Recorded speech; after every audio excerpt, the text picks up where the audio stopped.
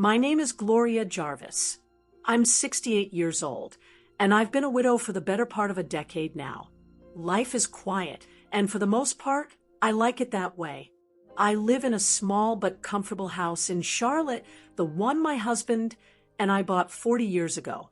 It's filled with memories, and it's more than enough for me. Last spring, I had one of the happiest days of my life. I watched my only daughter, my Patricia, marry the love of her life, Leo. She was a beautiful bride. Seeing her standing there, her face just glowing with happiness, it was everything a mother could hope for. Leo is a good man with a kind heart and a way of making my daughter laugh that just warms my soul. He looked at her like she was the only person in the world. As I sat there in the front pew, watching them exchange their vows, I felt a profound sense of peace. But underneath it all, I was holding on to a secret, a life-changing, earth-shattering secret that was so big and so heavy, I felt like it was physically pinning me to my seat. You see, just 6 months before that wedding, I had inherited 3 fully paid-for apartments from my grandmother. 3 of them in the historic district of Savannah. And as I watched my daughter say, "I do," not a soul in that church knew about it. Not Patricia, and certainly not Leo. My hand was practically trembling with the urge to tell them, to stand up during the reception, and announce that I was giving them a wedding gift that would change their lives forever. A gift of financial freedom, a fresh start with no worries. And thank God I didn't. Thank God I listened to that small, nagging voice in the back of my mind, the one that whispered for me to just wait, to hold on, because my relief today has nothing to do with dodging a bullet from a bad person. Leo is not a bad person. He is a wonderful man who loves my daughter. No, my relief comes from a conversation we had just 3 weeks after they returned from their honeymoon. We were sitting around my dining room table, eating leftover pot roast, when Leo, with that brilliant, optimistic spark in his eye, laid out a plan for a once-in-a-lifetime investment, an idea so grand and so risky it would have swallowed my grandmother's legacy whole and left them with nothing but debt and heartbreak. If I had announced that inheritance as a wedding gift, those 3 apartments would have become the fuel for that fire. I know it in my bones. And my daughter's future, the very security I have always prayed for her to have, would likely be in ruins today. It's a terrible thing to have to protect your child from the person they love, especially when that person's intentions are good. But sometimes good intentions are the most dangerous kind. Before I tell you how my son-in-law's brilliant idea almost led to disaster and the painful choice I had to make, I'd love to know if you've ever had to bite your tongue for the good of your children. Let me know in the comments below. It's a comfort to know you're not alone. The decision to stay quiet started long before the wedding, of course. It started the moment I got the call from the lawyer's office in Georgia. But sitting there, watching them, the weight of it felt different. It felt like a deception. Every time someone made a toast to their bright future, I felt a pang of guilt.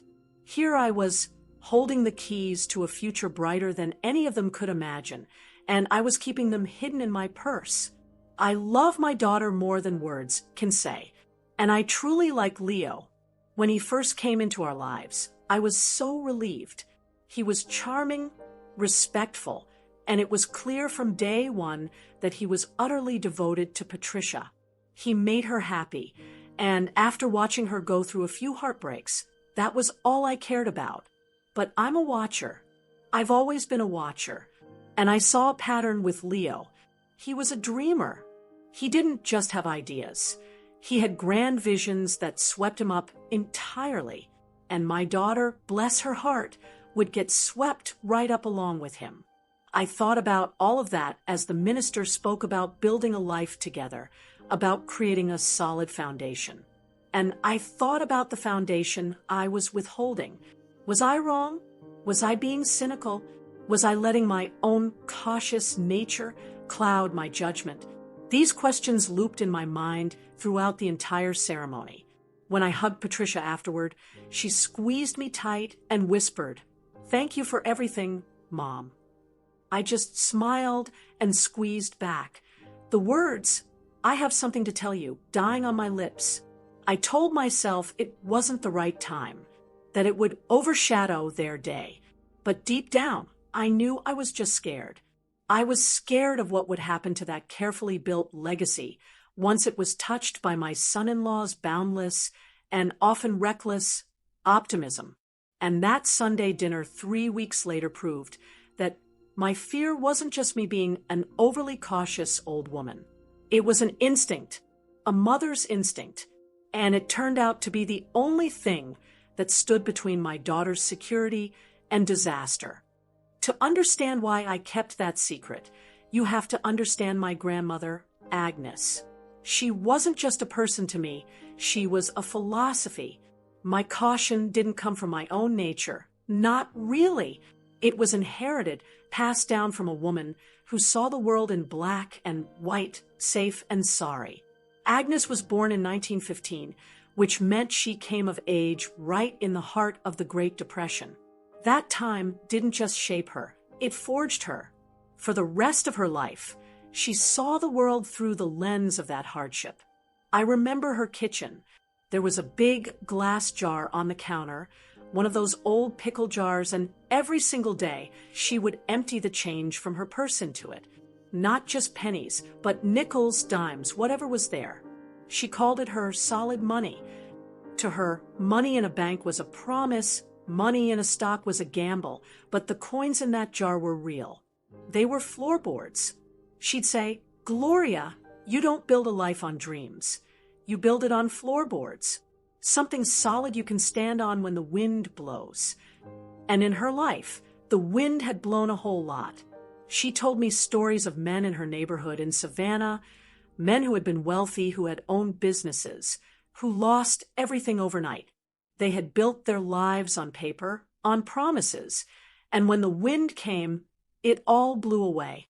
That fear settled deep into her bones and never left. For Agnes, debt was more than just a financial problem. It was a moral failing, a kind of sickness you allowed into your home. She never owned a credit card. She never bought anything on time. If she couldn't pay for it in cash, right then and there, she didn't need it. It was as simple as that. For 50 years, she worked as a seamstress. She sat hunched over a sewing machine, her fingers nimble and sure, repairing fine ladies' dresses and altering suits for men who had no idea how little she was paid for her skill. She worked 6 days a week, from sunup until her eyes got too tired to see the thread anymore. And every single week, she would take a small amount of her earnings, just $1 or $2 at first, and she would put it away. Not in a bank, not at first. She didn't trust them. She kept it in a coffee can buried in her garden. When she finally had enough, after years of this ritual, she didn't go on a vacation or buy a new coat. She bought a tiny plot of land. It was in a part of Savannah that nobody wanted back then. It was swampy, near the port, and most people considered it the wrong side of the tracks. People thought she was crazy. Her own sisters told her she was throwing her money away on dirt and mosquitoes. But Agnes didn't listen. She said, "They aren't making any more land. This is solid." And then she started saving all over again. For another 15 years, she worked and saved dollar by dollar until she had enough money to hire some local men to put up a small building on her land. It was nothing fancy. A simple 2-story wooden structure with 2 small apartments upstairs and 1 downstairs. She oversaw the construction herself, making sure they used enough nails, making sure the foundations were sound. She wanted to know her floorboards were strong. She moved into the small apartment downstairs and rented out the 2 upstairs. The rent wasn't much, but it was steady. And every month when her tenants paid her in cash, she would put that money right back into the building.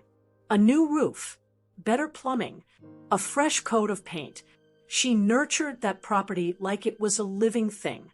She never took out a mortgage, never borrowed a dime. The building grew as she was able to afford it, slowly, solidly, over decades.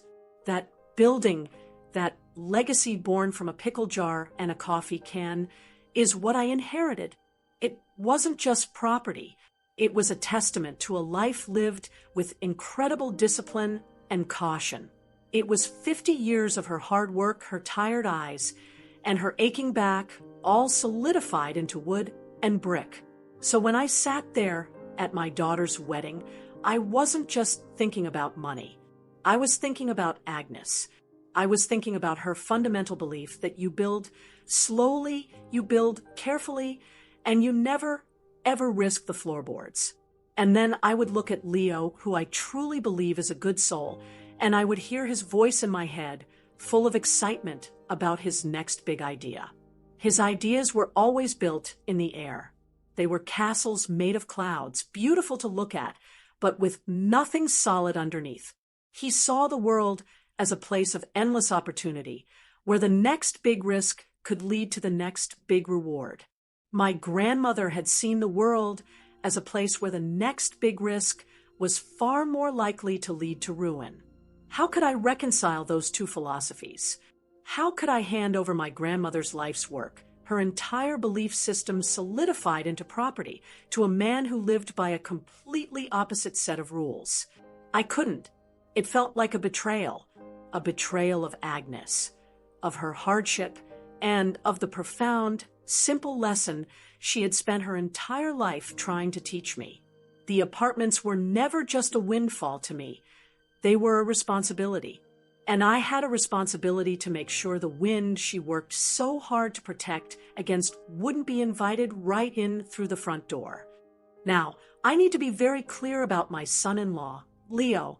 If you're picturing some kind of villain, a lazy man trying to get his hands on my daughter's money, you must push that thought right out of your head. The problem is so much more difficult than that. The truth is, Leo is one of the kindest and most decent men I have ever met. The way he loves my Patricia is a sight to behold. He listens to her, he encourages her, and he celebrates her successes as if they were his own. He leaves little notes for her in the morning and never forgets the anniversary of their first date. He is a good husband, and for that, I will be forever grateful. His optimism is like a force of nature. When Leo walks into a room, he brings the sunshine with him. He has this incredible ability to see the best in every person and every situation.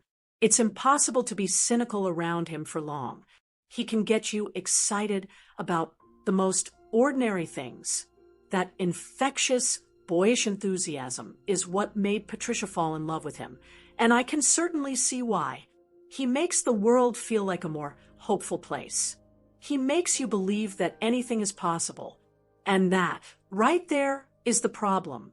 Because Leo believes that anything is possible, he lacks the crucial filter that tells a person what is practical, what is sensible.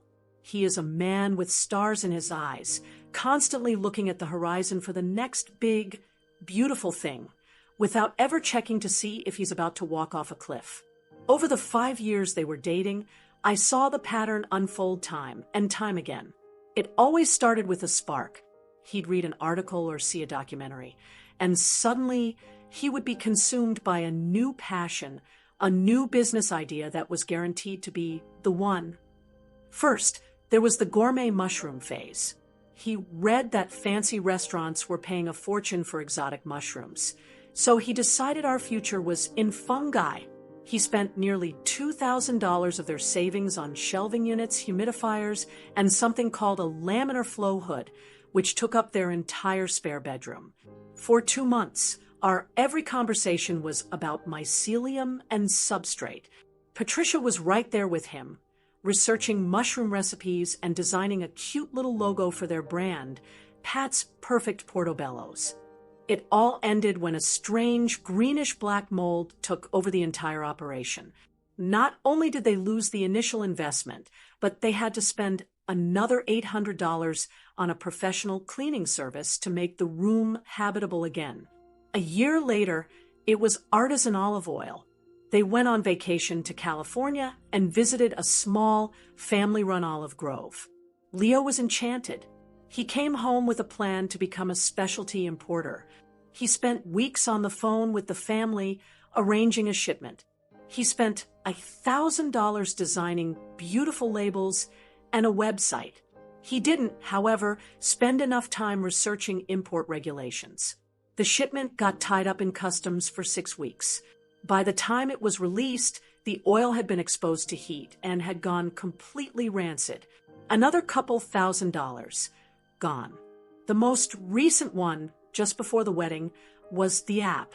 He'd become a passionate bird watcher and was frustrated with the existing apps for identifying bird songs. So, naturally, he was going to create a better one. He bought books on coding, registered a domain name, and spent hours sketching out the interface. He talked about it with such certainty. "Mom," Patricia had said to me, her eyes shining, "This is it. This is perfect for Leo. It combines his love of nature and technology." He never wrote a single line of code. The initial excitement wore off as the sheer difficulty of the task became clear, and the project just faded away, like all the others. Through every single one of these ventures, Patricia was his #1 cheerleader. She believed in him fiercely. When he needed money for equipment or inventory, she would happily transfer it from their savings, seeing it not as a risk, but as an investment in their future, in his happiness. She would listen to his plans for hours, her expression full of admiration and love. And how could I blame her?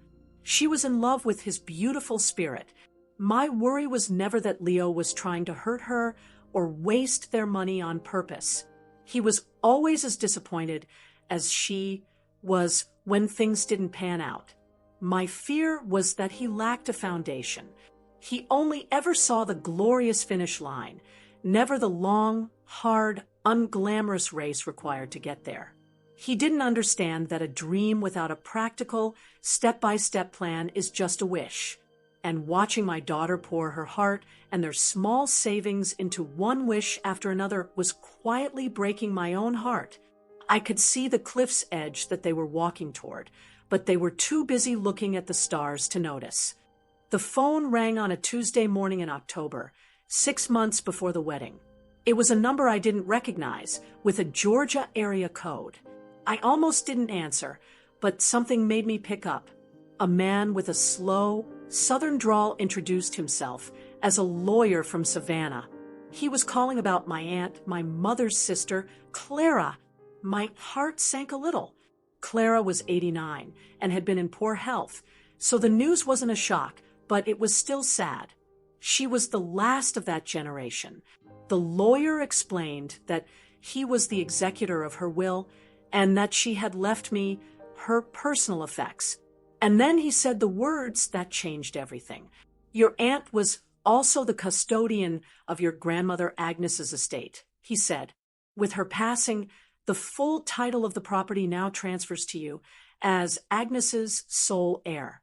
I was silent for a moment. The property, I hadn't thought about that building in years. It had always just been a fact of our family, like Aunt Clara's collection of porcelain birds. It was the thing Grandma Agnes built, and Clara lived there, managing the tenants. It was part of the background of my life, not the foreground.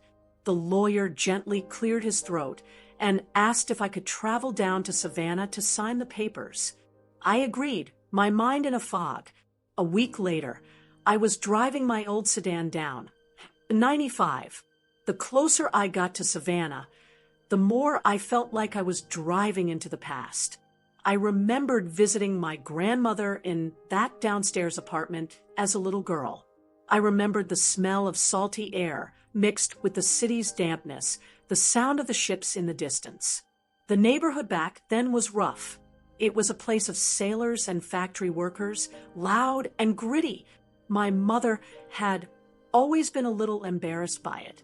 The lawyer's office was in a beautiful, historic building downtown, with tall windows and polished wood floors. He was kind and patient, explaining everything to me. He slid a folder across the desk. It contained the deed, clear and free, and a ledger showing the rental income from the 2 upstairs apartments. The numbers on that page made my breath catch.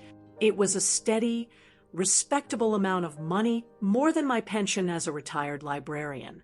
Then he slid another paper across the desk. It was a recent appraisal of the property's value.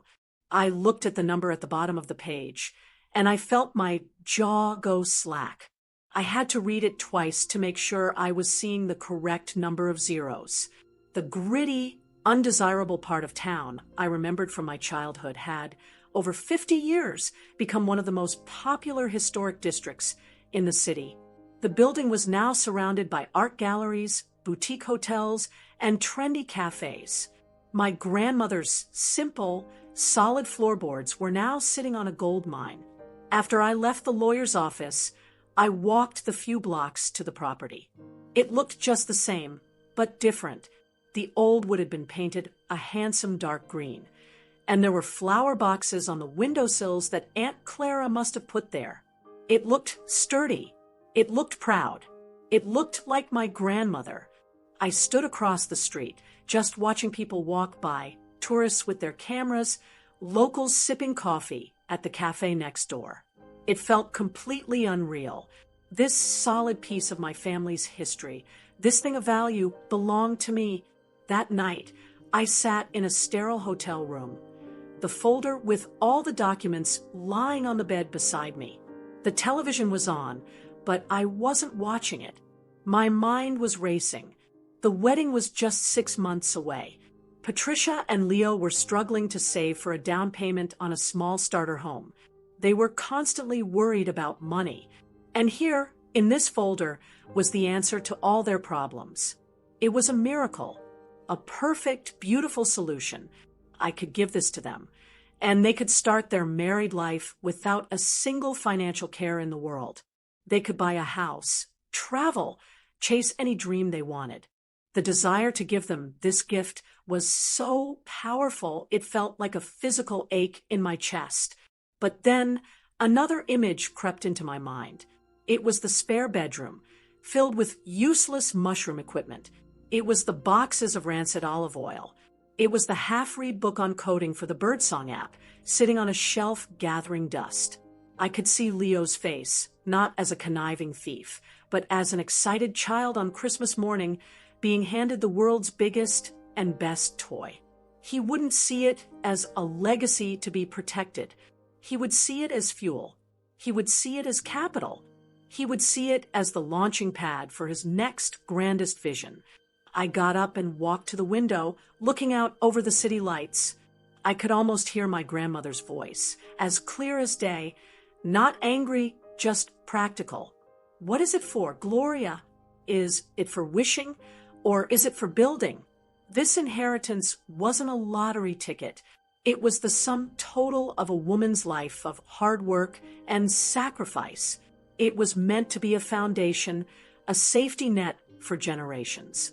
It was meant to protect against the wind. And Leo, in his beautiful, innocent, hopeful way, was a hurricane of dreams. Right then, in that quiet hotel room, I made a choice. It felt cold and hard, and a part of me felt like a terrible mother. But I knew it was the right one, the only one. I would keep the inheritance a secret. It wouldn't be forever. It would be a test. I would wait. I would watch. I needed to see them build something on their own first, no matter how small. I needed to see Leo commit to a steady job. I needed to know they could handle their own small world before I handed them a piece of a much larger one. I closed the folder and put it in my suitcase, zipping it shut. It felt like I was locking away a piece of my own heart. The first real test of my decision came sooner than I expected. It was a Sunday, about 3 weeks after they had gotten back from their honeymoon in Mexico. They came over to my house for dinner, just like they often did. Patricia was tan and glowing, and Leo seemed more relaxed and happy than I'd ever seen him. We were sitting at my old dining room table, the one I'd eaten it since I was a child, passing around a bowl of mashed potatoes. Everything felt normal, comfortable. But I noticed Leo was practically vibrating in his seat. He kept looking at Patricia with a little smile, a shared secret passing between them. He was fidgeting with his fork, barely eating. I know the signs. It's the way he gets when an idea has taken root. He's like a bottle of soda that's been shaken up, just waiting for someone to twist the cap. Finally, Patricia laughed and reached over to put her hand on his arm. "Okay, just tell her," she said. "You're going to explode if you don't." Leo put down his fork and leaned forward, his whole body radiating energy. "Okay, Gloria, get ready. This is it. This is the one that's going to change everything for us." I braced myself, keeping my expression pleasant. "Oh, what is it, Leo?" "Glamping," he said, his eyes wide and bright. I must have looked confused because Patricia jumped in to explain. "It's glamorous camping, Mom. It's a huge trend. People want to be in nature, but they don't want to sleep on the ground in a sleeping bag. They want a real bed, a hot shower, a nice meal." Leo took over again, his words tumbling out in a rush. He had found a piece of land for sale up in the Blue Ridge Mountains. 50 acres, he said, with a creek running through it and incredible views. He pulled out his phone to show me pictures of rolling hills and majestic, ancient-looking trees. He painted a picture for me, and I'll admit, it was a beautiful one. He described these large canvas-sided tents, but inside they'd have hardwood floors, queen-sized beds with high-thread count sheets, and little wood-burning stoves. Each one would have its own private deck, where guests could drink their morning coffee. He talked about building a central lodge with a commercial kitchen to serve farm-to-table meals, sourcing everything from local farms. He envisioned yoga retreats, guided hikes, and pottery classes. He spoke for 20 minutes straight, his passion filling the quiet dining room. Patricia listened to him with a look of pure adoration, nodding along, adding little details here and there. "And we could have a little store that sells local crafts, Mom. It would be a whole experience." It sounded wonderful. It sounded idyllic. It sounded like something you'd see in a glossy magazine. And I knew, with a sinking feeling in the pit of my stomach, what was coming next. "So," Leo said, finally taking a breath and pushing his phone to the center of the table, "I've run the initial numbers." I took a slow sip of my iced tea, my hand perfectly steady, betraying none of the anxiety that was starting to churn inside me. "The land," he said, naming a price that was well over $250,000. "The owner is willing to finance part of it, but he wants a really significant down payment. $100,000 to be exact." He said the number as if it were pocket change. "And then there are the startup costs, getting power and water up there, building the lodge, buying the tents, the furnishings, all in. To do it right, we're probably looking at another $200,000. He paused, letting the numbers hang in the air. My mind was reeling. He was talking about needing $300,000 just to get started. He must have seen something in my expression because he quickly added, I know, it's a lot of money, but I've looked into getting a business loan from the Small Business Administration. The problem is they want collateral, a lot of it. And, he gestured between himself and Patricia. We don't exactly have that kind of asset." And then it came, the moment that made my blood run cold. He turned his hopeful, earnest gaze directly on me. His eyes were so full of sincerity, so completely unaware of the bombshell he was about to drop on my soul. "I know it's a lot, Gloria," he said, his voice soft and full of conviction. "But this is it. This is the one. If we could just get a business loan, but the banks want so much collateral." He didn't ask me for anything directly. He didn't have to. The question was hanging there between us, unspoken but as clear as a bell. The hope in his eyes was a physical thing. He was looking at me, his new mother-in-law, the only person in their lives with any kind of stability with a house that was paid for. In his mind, he was just dreaming out loud. In my mind, I was watching him lead my daughter, hand in hand, off that cliff I had been so afraid of. In that instant, I pictured my grandmother's building in Savannah. I saw those 3 apartments, the solid, tangible result of her life's work, being signed over on a legal document as collateral. I saw them being risked on luxury tents and yoga retreats, and I felt a wave of such profound, chilling relief that I almost felt dizzy. My secret was safe. Her legacy was safe. My daughter was, for the moment, safe. I had to force a smile onto my face. "Well, Leo," I said, my voice sounding distant to my own ears. "It certainly sounds like a beautiful dream." That beautiful dream did not just fade away. For the next 2 months, the glamping resort was all Leo and Patricia talked about. They created a detailed business plan, they scouted other locations, and they met with loan officers at 3 different banks. I would get cheerful updates every few days. Each time, I'd offer a simple, "Well, that sounds interesting," my heart in my throat, praying that every loan officer they met was as sensible and cautious as my grandmother Agnes. The call I had been dreading finally came on a rainy Tuesday in early March. It was Patricia. I knew something was wrong from the second I said hello. There was a tightness in her voice, a strained quality that wasn't like her at all. "Hi, Mom," she said, her voice flat. "Hi, honey. Is everything all right?" There was a long pause, and I heard her take a shaky breath. "The bank gave us their final answer today. They turned us down. All of them did." "Oh, Patricia, I'm so sorry to hear that," I said, and I genuinely was. I was sorry for their disappointment. "Leo is just devastated," she continued, her voice cracking a little. "He put so much work into this.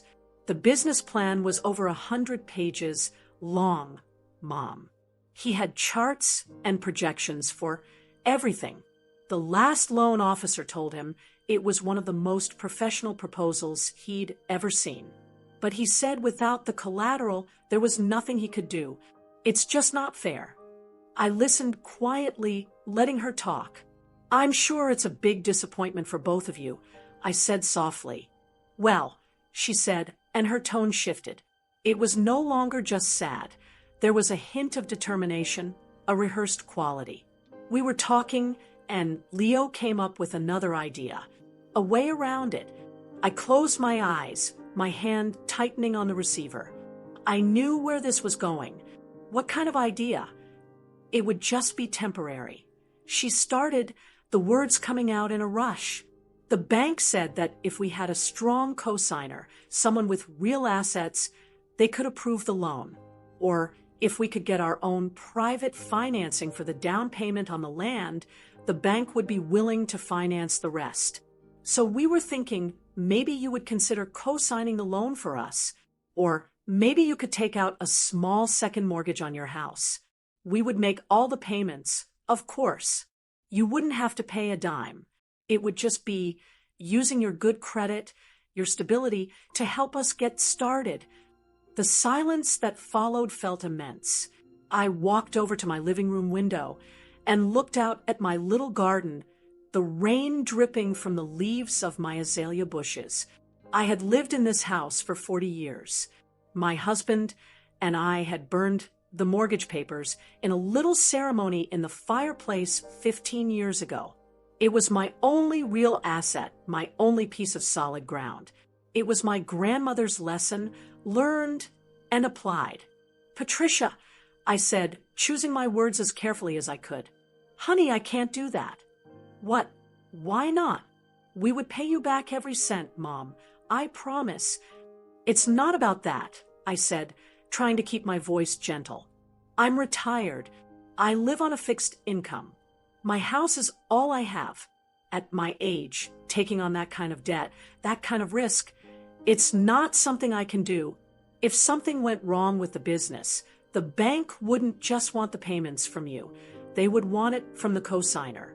They could take my house, Patricia, but nothing will go wrong. This is a sure thing, Mom. Leo has thought of everything. Her voice was rising, laced with frustration and disbelief. There is no such thing as a sure thing in business, honey. Your grandfather taught me that.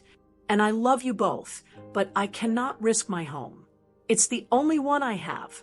The line went quiet for a moment. When she spoke again, her voice was cold, sharp, and full of a pain that cut me to the bone. I can't believe you, she whispered. I cannot believe you're saying no. This is our one big chance, our one shot to build a real future for ourselves. And you won't help us. My own mother won't help us. That's not fair, Patricia. Isn't it? She shot back. Dad would have helped us. He would have believed in Leo. That was the blow that truly knocked the wind out of me, comparing me to my late husband, knowing I couldn't defend myself against a memory. This isn't about believing in Leo, I said, my own voice starting to shake. This is about being sensible. No, she said, and I could hear the tears now. It's about you not trusting him. You never have. You think his dreams are silly. I see it on your face every time he talks about an idea. You're not supporting us. You're just judging us. Patricia, please don't. I have to go, she said abruptly. Leo's waiting. I can't talk about this anymore. And the line went dead. I stood there, holding the phone, listening to the dial tone. A real, physical rift had just opened between my daughter and me. In her eyes, I was no longer her supportive mother. I was a roadblock. I was the person who stood in the way of her husband's dreams, in the way of her happiness. I sank down into my armchair, the silence of the house feeling heavy and accusatory. In her eyes, I was no longer her supportive mother. I was a roadblock. Right there, I felt so completely alone. If you have ever had to make a hard choice that your own child didn't understand, if you've ever had to be the bad guy to protect them, please take a moment to press that like button. It's a quiet way of saying, you know exactly how that feels. The weeks that followed that phone call were the hardest of my life. The silence from my daughter was a constant, aching presence. We had never gone more than a few days without talking. Now, a week turned into 2, then 3. My calls went to voicemail. My texts received short, polite, one-word answers. The warmth that had defined our relationship was gone, replaced by a cold, painful distance. I felt like I was in mourning. Finally, after nearly a month of this agonizing quiet, Patricia called. Mom, she said, her voice devoid of any emotion. Leo and I need to come over and talk. Can we do that tonight? Of course, honey, I said, my heart pounding with a mix of dread and relief. I'll be here. They arrived at 7 o'clock. There were no hugs at the door, just strained hellos. I led them into the dining room, the same room where Leo had pitched his glamping dream, the same room where generations of my family had shared meals and laughter. Tonight, it felt like a courtroom. We sat down, the silence stretching between us, thick and heavy. Patricia sat staring at her hands in her lap, her shoulders slumped. Leo was the one who finally broke the silence. He looked at me, his face pale and his eyes full of a sadness I hadn't seen before. There was no grand enthusiasm now, just a weary resignation. Gloria, he began, his voice quiet. We came here because I need you to know how much I respect you. I always have. You've always been so strong and so capable. You raised an incredible daughter on your own after your husband passed. And it hurts me to think that you see me as a failure. He took a breath and looked over at Patricia, who had started crying silently, tears rolling down her cheeks. I know I have big ideas. He continued, his voice thick with emotion. I know sometimes they don't work out, but I'm not lazy. I'm not trying to get something for nothing. I love your daughter more than anything in this world, and all I've ever wanted, is to build a beautiful life for her.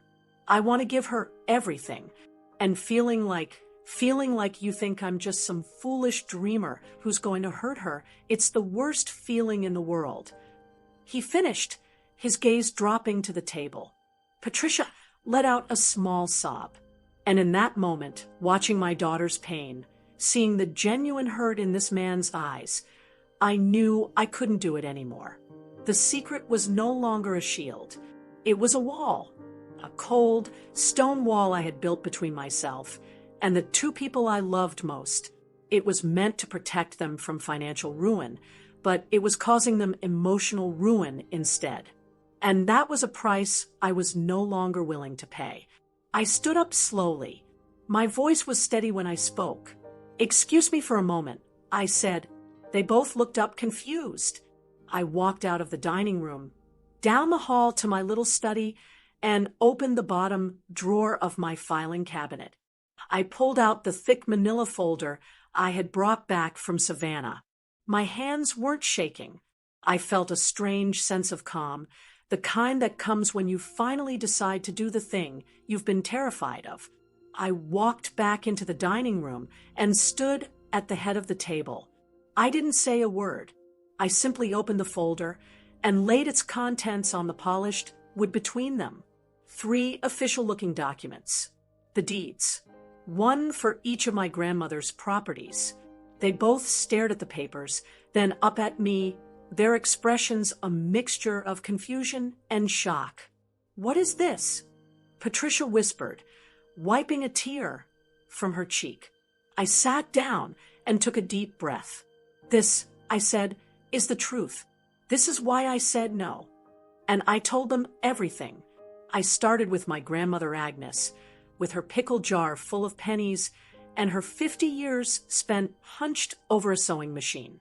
I told them about her fear of debt, how she saw it as a wolf at the door, always waiting. I told them about the land nobody wanted, and the little building she built with her own 2 hands and her life's savings. I explained how that building was not just a windfall to me, but a responsibility, a legacy of a woman who believed only in what was solid. When I was done with that part, I turned and looked directly at Leo. I made sure my eyes were kind. "Leo," I said softly, "I don't think you're a bad person. I think you have a beautiful spirit. You see possibilities everywhere, and that is a gift. But spirit doesn't pay the bills." And I was terrified. I was terrified this money, my grandmother's life's work, would just burn a hole in your pocket and take my daughter down with it. I kept this secret because I was afraid for you both. The silence that followed was profound. It was heavier than any of the silences that had come before. Leo was staring at the deeds, but I don't think he was seeing them. He looked up at me, and his face was a mask of stunned comprehension. The hurt was gone, replaced by a dawning, deep-seated shame. It wasn't the shame of being denied money. It was the shame of finally understanding the fear he had so innocently caused. He finally saw the pattern, not as a series of exciting adventures, but as a terrifying cycle of risk. Patricia looked from the papers to me, her eyes wide. She looked at Leo, who couldn't meet her gaze. And then she put her face in her hands and began to weep. But these were new tears. They were the tears of someone caught between 2 unbearable truths, the pain of her mother's secret and the painful recognition that her mother had been right all along. That night at the dining room table was the hardest and most honest conversation of our lives. There were a lot of tears and even more silence, but it was the beginning. The truth, as painful as it was to speak and to hear, had lanced a wound that had been poisoning us. It cleared the air, leaving us with a raw, fragile, but clean slate to build on. A year has passed since that night. The change is something I couldn't have dared to hope for. It didn't happen overnight. The healing was slow, and it took work. A few weeks after my confession, I nervously suggested that the 3 of us see a financial counselor, someone neutral who could help us talk about money without all the emotion getting in the way. To my surprise, they both agreed immediately. Leo, especially, seemed relieved. It was the first time he had ever been given permission to admit he didn't know everything, and he took to it with an open heart. The counselor was a sensible woman who helped Leo see his dreams not as things to be abandoned, but as goals to be planned for. She helped him understand the difference between a wish and an investment, and it changed him. He stopped chasing the next big thing. Instead, he found a steady job working in community outreach for a local nonprofit. It was a perfect fit. He gets to use his wonderful, optimistic spirit to help people, to connect with the community. He comes home tired but fulfilled, not with the frantic energy of a new scheme, but with the quiet satisfaction of a day's good work. He and Patricia create a budget together every month. They are a team. As for the apartments, I didn't just hand them over. My grandmother's lesson had sunk too deep for that. I knew that giving them the money without the wisdom would be the biggest mistake of all. So I offered them a different kind of inheritance. I kept 2 of the apartments in my name for my own security. The third one, the smallest of the 3, I put into a trust with the 3 of us as co-trustees. And I made them my partners in managing it. I didn't want to just give them the income. I wanted to give them the knowledge. For the past 6 months, we've been landlords together. Leo, with his easy charm, has become wonderful at dealing with the tenants. Patricia, always so organized, handles the books. They've learned how to call a plumber at 10 o'clock at night for a leaking faucet, how to budget for property taxes, and how to screen new applicants. They are learning what it means to own something solid, to care for it, and to make it work for you. The rental income from that one apartment goes directly into a separate savings account, earmarked for one thing only: a down payment on their first house. They are building their future, not with a windfall, but with work and experience. Just last weekend, the tenant in their apartment moved out, so we went down to Savannah together to get it ready for the next one. The 3 of us were in the empty living room, wearing old clothes, spackling nail holes, and putting a fresh coat of light blue paint on the walls. We had the windows open, and the sweet Savannah air was blowing through. Leo made a joke, and we all just started laughing, the sound echoing in the empty room. It was easy. It was real. As I watched my daughter and her husband working side by side, their faces smudged with paint, their conversation full of plans for the future that were grounded and real, I felt a peace that was deeper than any I had felt at their wedding. The secret was gone, and in its place was something so much better: trust. My grandmother left me property, but she taught me the value of security. I pray I've given my daughter and her husband something more valuable, a foundation they built themselves. Have you ever had to choose between giving your children what they want and giving them what you believe they need? How do we teach the next generation to build on floorboards, not just on dreams? I would be so grateful to read your wisdom in the comments below. And if this story resonated with you, if it touched your heart at all, please give it a like and share it with a friend who might be wrestling with a similar problem. Finally, be sure to subscribe to the channel for more stories from the heart. Thank you so much for listening.